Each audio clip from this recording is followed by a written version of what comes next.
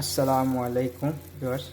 আজকে মাংস দিয়ে খাসির মাংস দিয়ে মকবুস বানাইমু। আরবি ভাষা আরবিয়ান মকবুস। দেখেন মাংস ভালো করে সাফ করে আনছি, লবণ দিয়ে ধুইয়া, আদা রসুন, গরম মশলা, দালচিনি, এলাচি, লং, গোটা জিরা, পেঁয়াজ কাটিয়ে আনছি চিকন করিয়া।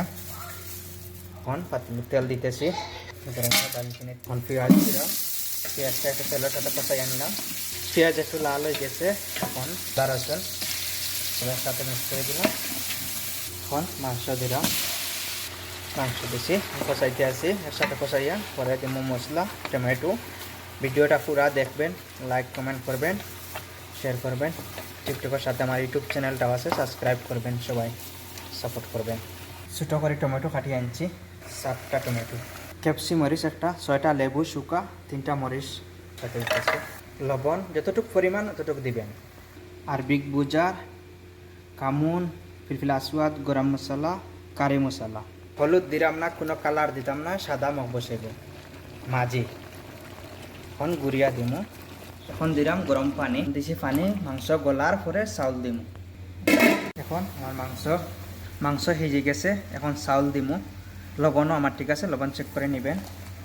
চাউল আমি 1 ঘন্টা আগে দইয়া রাখছি, পানি দিয়ে ভিজাইয়া, চাউল ভাঙ্গে না আর কি, ঠিক আছে। এখন চাকিয়া নিমুস, এখন চাকিয়া আনছি। বিসমিল্লাহির রহমানির রহিম। পানি বেশিও দিবেন না, কমও দিবেন না, বাদ জ্বালালে রম না হয়, শক্তও না হয়।